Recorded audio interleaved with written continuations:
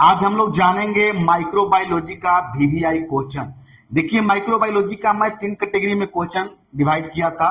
जो मेरा फर्स्ट पे था उसमें डिफिनेशन था, और सेकंड में डिफरेंस बिटवीन, और थर्ड में आंसर द फ्लोइंग। थर्ड में जो क्वेश्चन है वो 5 नंबर का है, 8 नंबर का है और 10 नंबर का है। तो आज हम पार्ट 3 जानेंगे माइक्रोबायोलॉजी का वीवीआई क्वेश्चन।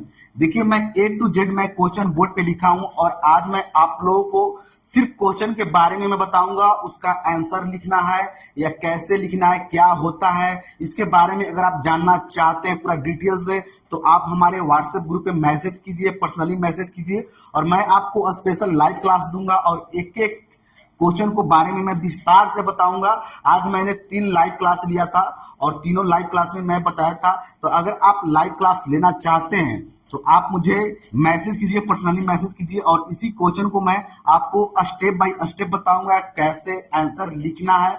देखिए, अगर इस पूरा क्वेश्चन को एक एक क्वेश्चन को मैं विस्तार से बताने लगूं तो लगभग 1 घंटा ले लेगा, जिसके वजह से मैं यहाँ पे नहीं बता सकता हूँ। ये छोटा वीडियो है, आपको 10 से 15 मिनट का वीडियो होगा और उसमें मैं आपको बता दूंगा।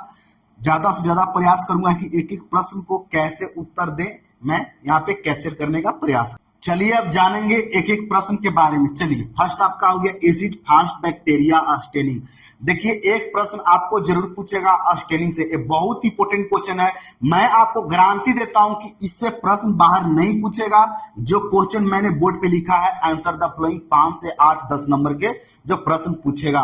पहला आपका हो गया स्टेनिंग, हो गया एसिड फास्ट बैक्टीरिया स्टेनिंग। देखिए, स्टेनिंग से एक प्रश्न जरूर पूछेगा आपको। यहाँ पे मैंने आंसर द फ्लोइंग में एसिड फास्ट बैक्टीरिया स्टेनिंग लिखा है, और एक और होता है ग्राम स्टेनिंग। वो जो प्रश्न है आपको पूछ देगा डिफरेंट बिटवीन में, तो इसके वजह से मैं यहाँ लिया हूं। और एक ऐसा प्रोसेस है जिससे हम बैक्टीरिया को क्लासिफाई करते हैं। नेक्स्ट आपका हो गया इन्फेक्शन। इन्फेक्शन आपको उसका डिफिनेशन पूछ देगा, और उसका पूछ देगा प्रश्न पूछ देगा सेकंड सोर्स ऑफ इन्फेक्शन पूछ देगा, और role of nurse, how to control infection in hospital. देखिए, इन्फेक्शन का क्या सोर्स है आपको एक प्रश्न पूछ देगा, और दूसरा प्रश्न पूछ देगा आपको किस तरह से हॉस्पिटल में इन्फेक्शन को कंट्रोल किया जाए। तो कंट्रोल कैसे किया जाएगा, जिस वार्ड में नर्स जॉब करेगी उस वार्ड को नीट एंड क्लीन रखना है, पेशेंट का बेड क्लीन रखना है। नेक्स्ट आपका प्रश्न हो गया important of microbiology in nursing.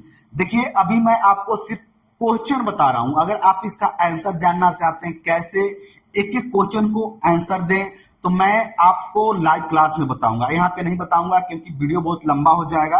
तो अगर आप लाइव क्लास लेना चाहते हैं तो मुझे पर्सनली मैसेज कीजिए। आज मैंने 3 स्टूडेंट का लाइव क्लास लिया था।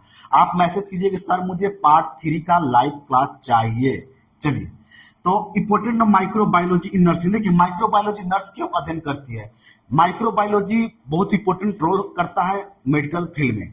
देखिए, अगर इन्फेक्शन किसी को होता है, किसकी वजह से होगा, माइक्रो ऑर्गेनिज्म के कारण होगा। एक व्यक्ति से दूसरे व्यक्ति में इन्फेक्शन स्प्रेड कैसे करेगा, माइक्रो ऑर्गेनिज्म। तो हम माइक्रोबायोलॉजी में माइक्रो ऑर्गेनिज्म के बारे में अध्ययन करते हैं, इसलिए हम लोग माइक्रोबायोलॉजी नर्सिंग में हम लोग अध्ययन करते हैं। नेक्स्ट आपका हो गया इननेस्ट the principle of microbiology. Principle of microbiology अगर आपको एक प्रश्न पूछ देता है तो आपको उत्तर कैसे देना, सबसे पहले आपको माइक्रोबायोलॉजी के बारे में लिख देना है, और उसके बाद आपको ब्रांच लिख देना है। माइक्रोबायोलॉजी क्या क्या ब्रांच है, जैसे फूड माइक्रोबायोलॉजी, इंडस्ट्रियल माइक्रोबायोलॉजी हो गया, आपका मेडिकल माइक्रोबायोलॉजी हो गया, वेटनरी माइक्रोबायोलॉजी हो गया। तो इस तरह से हम लिख देंगे। और माइक्रोबायोलॉजी के बारे में क्या लिखिएगा, माइक्रोबायोलॉजी के बारे में आप लिख सकते हैं कि यहाँ पे हम लोग माइक्रो ऑर्गेनिज्म के बारे में अध्ययन करते हैं, यूनिसेलुलर ऑर्गेनिज्म, यूकैरियोटिक, प्रोकैरियोटिक के बारे में, यानी कि जो जो आप माइक्रो ऑर्गेनिज्म के बारे में जानते हैं। नेक्स्ट प्रश्न हो गया type of immunity and factor affecting innate immunity. एक प्रश्न तो आपको जरूर पूछेगा इम्यूनिटी से। इम्यूनिटी का डिफिनेशन पूछ सकता है, इम्यूनिटी का टाइप पूछ सकता है, और इम्यूनिटी का जो टाइप दोनों है, इनेट इम्यूनिटी, एक्वायर्ड इम्यूनिटी, उसके बारे में आपको पूछ देगा। तो ये प्रश्न बहुत इंपॉर्टेंट है, और प्रत्येक वर्ष इम्यूनिटी से एक प्रश्न जरूर पूछता है। देखिए, मैं आपको जो भी बता रहा हूं ये वीवीआई क्वेश्चन है, आप इसको आसान में मत लीजिएगा। इसी से प्रश्न आपको एग्जाम में पूछने जा रहा है, और इसी का आपका इंतजार था। और आज मैं एक एक प्रश्न के बारे में मैं आपको बता रहा हूं, तो इसी का हम लोग का इंतजार था। चलिए, तो उसके बाद हम लोग का क्या हो गया, transmitted and perception of AIDS. देखिए, एड्स के बारे में भी कभी कभी पूछ देता है। देखिए, ये प्रश्न 2 बार पूछा जा चुका है, और एड्स से बारे में कभी कभी पूछ देता है। तो हम लोग को एड्स के बारे में भी जान लेना है, क्या होता है, कैसे स्प्लिट करता है, किसके कारण होता है। तो इस तरह से हम सब एग्जाम में लिखेंगे। उसके बाद आपका क्या हो गया, मेंटल हेल्थ नर्सिंग। देखिए मेंटल हेल्थ नर्सिंग एक चैप्टर है माइक्रोबायोलॉजी का, और वहां से एक प्रश्न उठाता है। वहां से कैसा प्रश्न उठाएगा, देखिए नॉर्मल एंड एबनॉर्मल बिहेवियर, एक मेंटल हेल्थ पर्सन और एक मेंटल डिसऑर्डर पर्सन, दोनों में क्या आपको डिफरेंट नजर आएगा, क्या उसका बिहेवियर होगा जो मेंटल हेल्थ पर्सन होगा और मेंटल डिसऑर्डर पर्सन होगा। तो वो दोनों के बारे में आपको नॉर्मल एंड एबनॉर्मल दोनों आप लोग को लिखना होगा।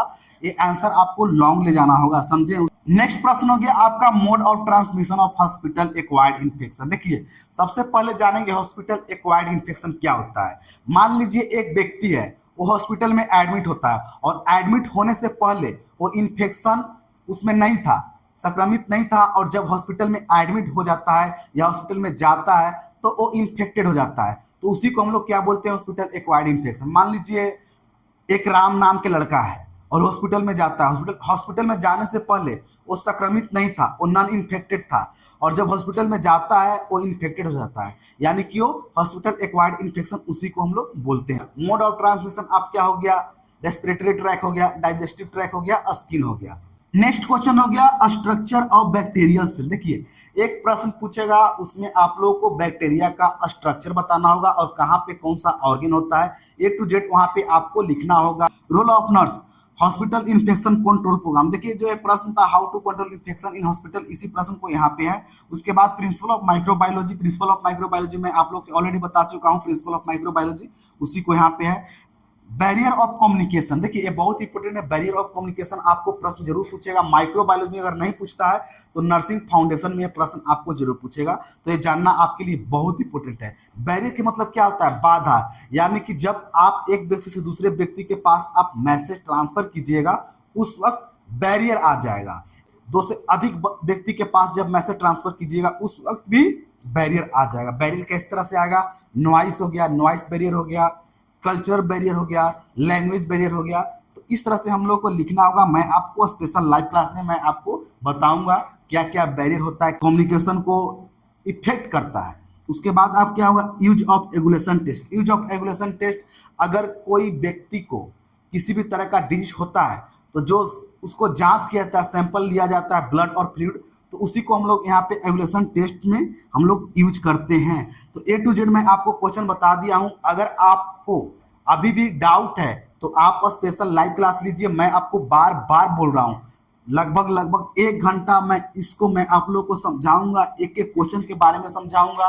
ये बहुत इंपॉर्टेंट है, इसलिए मैं आपको बोल रहा हूँ लाइव क्लास लीजिए। मैं आज ही 3 स्टूडेंट का लाइव क्लास लिया था, मैं आपको ऑलरेडी बता चुका हूँ। तो अगर आपको चाहिए तो मुझे पर्सनली मैसेज कीजिए और मैं आपको लाइव क्लास बताऊंगा कैसे एक एक प्रश्न को लिखे। इन्फेक्शन क्या होता है, सोर्स ऑफ इन्फेक्शन क्या है, रोल ऑफ नर्स, तो ए टू जेड मैं वहां बताऊंगा। चलिए तो मिलते हैं नेक्स्ट क्लास में।